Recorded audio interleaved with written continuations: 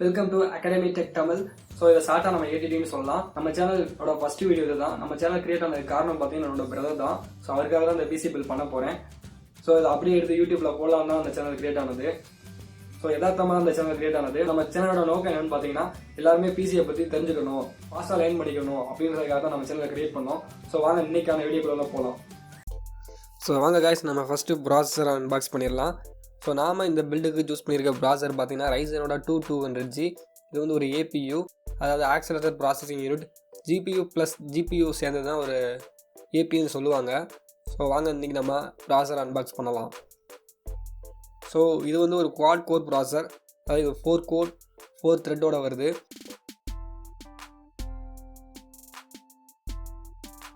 So box எடுத்தோம் பார்த்தீங்கன்னா first air cooler இருக்குது. ஏர் கூலர் எடுத்து நம்ம ஓரமாக வச்சுருவோம்.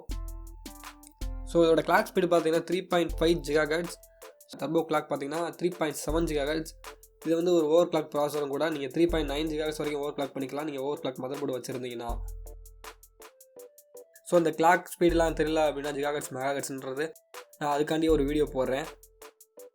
ஸோ இதுதான் ப்ராசர். இது ஒரு பின் ப்ராசர். ஹேண்டில் பண்ணும்போது இந்த பின்னை டச் பண்ணாமல் பார்த்துக்கோங்க.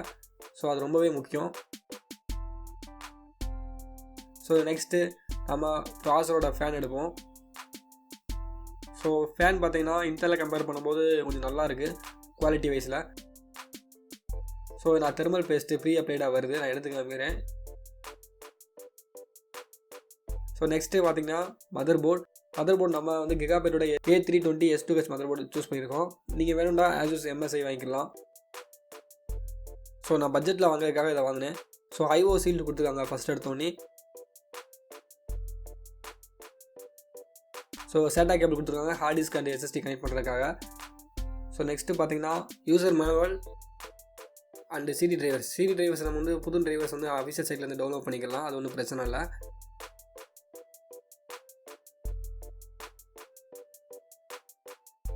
பிரித்து பார்த்தீங்கன்னா ஃபஸ்ட்டு எடுத்தோடனே மதர் போர்டோட லுக் இதுதான். ஸோ இதில் வந்து நம்ம ரேம் ஸ்லாட் 2 கொடுத்துருக்காங்க, அது 32 GB வரைக்கும் சப்போர்ட் ஆகும். ஸோ 4 சேட்டா போர்ட் கொடுத்துருக்காங்க ஹார்ட் டிஸ்க் SSD கனெக்ட் பண்ணுறதுக்காக. ஸோ A320 சிப்செட் கொடுத்துருக்காங்க, ஒரு CMOS பேட்டரி கொடுத்துருக்காங்க, அப்புறம் PCIe அப்படின்ற ஒரு கிராஃபிக்ஸ் கார்டு ஸ்லாட் கொடுத்துருக்காங்க. இதெல்லாம் நம்ம கிராஃபிக்ஸ் கார்டு போடணும்னா போடலாம். ஸோ M.2 SSD ஸ்லாட் கொடுத்துருக்காங்க. ஸோ 2 PCI எக்ஸ்டர்னல் ஸ்லாட் கொடுத்துருக்காங்க. இதில் அவங்க ஒய்ஃபை ஒரு சவுண்ட் கார்டு எக்ஸ்டர்னலாக இருந்தாலும் போட்டுக்கலாம். ஸோ AM4 சாக்கெட் இது தான். ஸோ இதில் 4 3.0 போர்ட் கொடுத்துருக்காங்க ஃபாஸ்ட் ட்ரான்ஸ்ஃபருக்காக, 2 2.0 போர்ட் கொடுத்துருக்காங்க, ஒரு ஈத்தர்நெட் போர்ட் கொடுத்துருக்காங்க, ஒரு ஆடியோ சேனல் கொடுத்துருக்காங்க, ஒரு HDMI போர்ட், ஒரு DVI போர்ட், ஒரு VGA போர்ட். ஃப்ரண்ட்டில் நம்ம கேபினெட்டில் கனெக்ட் பண்ணுவோம் பார்த்தீங்களா, அதுக்கு வந்து 3.0 போர்ட் கொடுத்துருக்காங்க, 2.0 போர்ட் 2 கொடுத்துருக்காங்க, ஃப்ரண்ட் ஆடியோ ஒன்று கொடுத்துருக்காங்க. ஸோ அடுத்ததாக பார்த்தீங்கன்னா 8 பின் பவர் கனெக்டர் கொடுத்துருக்காங்க, அப்புறம் 24 பின் பவர் கனெக்டர் ஒன்று கொடுத்துருக்காங்க. ஸோ அடுத்ததாக நம்ம அன்பாக்ஸ் பண்ண போகிறது பார்த்தீங்கன்னா ரேமு. நாம் சூஸ் பண்ணியிருக்கிறது பார்த்தீங்கன்னா கோர்ஸோட வெஞ்சன்ஸ் சீரிஸ் ரேமு. ஸோ இதோட மெகாஹெர்ட்ஸ் பார்த்தீங்கன்னா 3000 மெகாஹெர்ட்ஸ். ஒரு சிங்கிள் சேனலில் யூஸ் பண்ணுறோம். ஸோ நீங்கள் கேட்கலாம் 4 GB போடலாமே அப்படின்ட்டு. ஸோ நான் ஃபியூச்சர் அப்கிரேட்காண்டி வாங்கிட்டேன். ஸோ 8+8 போட்டுக்கலாமே அப்படின்றதுக்காக. ஸோ ரேம் வாங்கும்போது எப்போவுமே கோர்சர், G-Skill, தெர்மல்டெக் இந்த மாதிரி கம்பெனி வாங்கிக்கோங்க. ஸோ இதுதான் நம்மளோட ரேமு. இது வந்து ஒரு பிளாக் கலர் அலுமினியம் ஹீட் சிங்கோட வருது, DDR4 ரேம். ஸோ நாம் அடுத்ததாக அன்பாக்ஸ் பண்ண போகிறது பார்த்தீங்கன்னா SSD. நாம் சூஸ் பண்ணியிருக்கிறது பார்த்தீங்கன்னா Crucialோட BX500 ஒரு SSD. ஸோ இது வந்து ஒரு DRAMless SSD தான். ஸோ இந்த பெர்ஃபார்மன்ஸ் போதுமானு கேட்டிங்கன்னா கண்டிப்பாக இந்த பில்டுக்கு போதும். ஸோ நீங்கள் M.2 SSDலாம் வாங்கலாம், பட்ஜெட் இருந்தால் வாங்கலாம். நல்ல ஒரு SSD Crucial கம்பெனிலேருந்து நீங்கள் வாங்கினதாக இருந்தால் சாம்சங், கிங்ஸ்டன், இன்டெல் கம்பெனிலேருந்து வாங்கிக்கலாம்.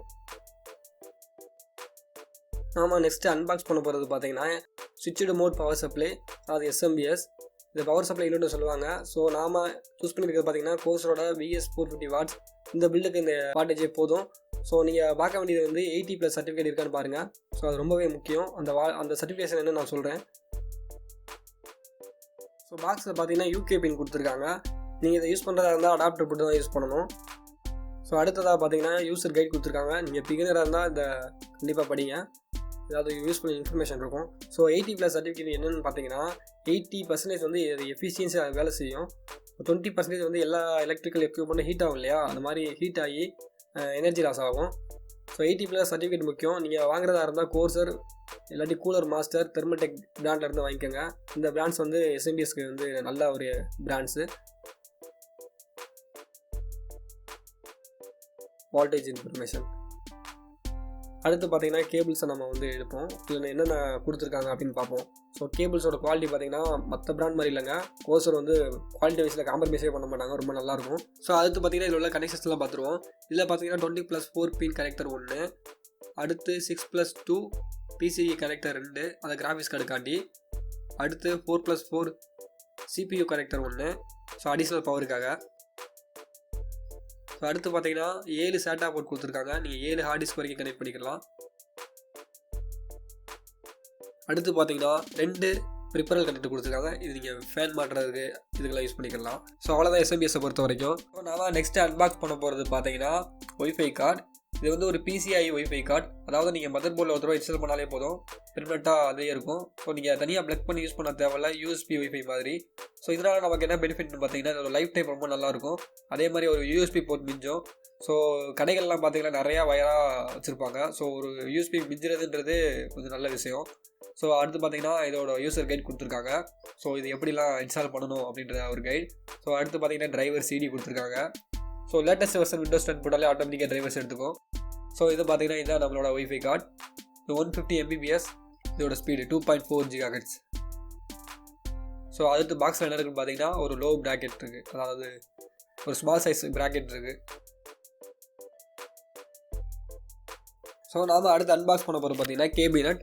நாம் இந்த பில்டுக்கு யூஸ் பண்ணியிருக்கிறது பார்த்தீங்கன்னா தெர்மல்டெக்கோட மிட் டவர் V100 அப்படின்ற ஒரு மாடல் தான். ஸோ நீங்கள் கேபினெட் வாங்கும்போது ஒரு நல்ல பிராண்ட் வாங்கிக்கோங்க. ஏன்னா நான் என்னோட எக்ஸ்பீரியன்ஸில் சொல்கிறேன். ஸோ கேபினெட் நல்லா வாங்குறது பெஸ்ட்டு. ஏன்னா அது வெண்டிலேஷனுக்கும் நல்லாயிருக்கும், அதே மாதிரி ஃபியூச்சர் அப்கிரேடுக்கும் நமக்கு யூஸ் ஆகும். ஸோ இதில் உள்ள போர்ட்ஸை பார்த்துக்கலாம். இதில் பார்த்தீங்கன்னா 3.0 போர்ட் 1, 2 2.0 போர்ட் கொடுத்துருக்காங்க. ஹெட்ஃபோன் அண்ட் மைக் ஜாக், அப்புறம் பார்த்தீங்கன்னா ஒரு LED இண்டிகேஷன், அப்புறம் ரீசெட் பட்டன், அப்புறம் ஒரு பவர் பட்டன். ஸோ கேபினெட்டுக்கு மேலே பார்த்தீங்கன்னா ஒரு மேக்னெட்டிக் டஸ்ட் ஃபில்டர் வருது. ஸோ அது ஒரு பட்ஜெட் நல்ல விஷயம். ஸோ அப்புறம் கேபினெட் ஓப்பன் பண்ணி பார்க்கலாம். ஸோ அந்த விண்டோ வந்து ஒரு பிளாஸ்டிக் தான். ஸோ அதில் வந்து ஒரு ஃபேன் வந்து ஃப்ரீயாக வருது. அடுத்து பார்த்தீங்கன்னா நம்ம எல்லாத்தையுமே ஸ்க்ரூ பண்ணுறதுக்கு இதுலேயே ஸ்க்ரூ வந்துடும். ஸோ நம்ம ஸ்க்ரூ எல்லாம் வெளியே வாங்க வேண்டியதில்லை. அப்புறம் டேக்கும் இருக்கும் கேபிள் மேனேஜ்மெண்ட்டை யூஸ் பண்ணுறதுக்காக. அப்புறம் நம்ம மதர் போர்டில் பார்த்தோம் பார்த்தீங்களா ஃப்ரண்ட் கனெக்ஷன்ஸ், ஸோ எல்லாமே இதுலேயே வந்துடும்.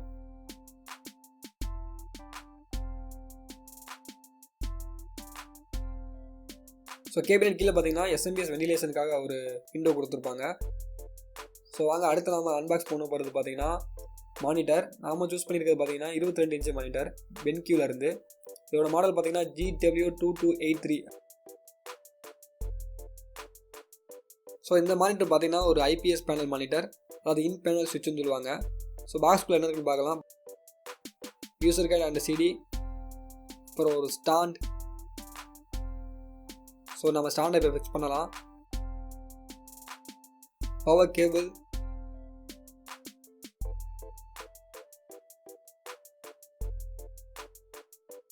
இந்த மானிட்டர் வந்து ஒரு LCD பேக்லைட் LED தான். ஸோ இந்த பட்ஜெட்டுக்கு இது ஒரு சிறந்த மானிட்டர்னு சொல்லலாம். ஸோ நம்ம இப்போ ஸ்டாண்டை ஃபிக்ஸ் பண்ணிடலாம்.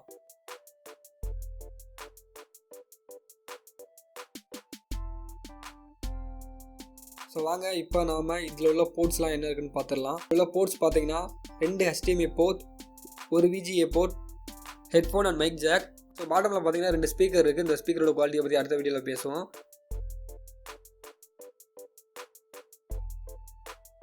ஸோ இதில் பார்த்தீங்கன்னா பவர் அடாப்டர் கிடையாது, பவர் கேபிள் மட்டும்தான். நாம் இப்போ இதை பவர் பண்ணி ஆன் பண்ணலாம். ஸோ மானிட்டரை பொறுத்த வரைக்கும் பிராண்ட் வந்து யுவர் சாய்ஸ். நான் ப்ரிஃபர் பண்ணுறது பார்த்தீங்கன்னா IPS பேனலோட ஒரு மானிட்டர் வாங்குறது பெஸ்ட்டு பட்ஜெட்டில்.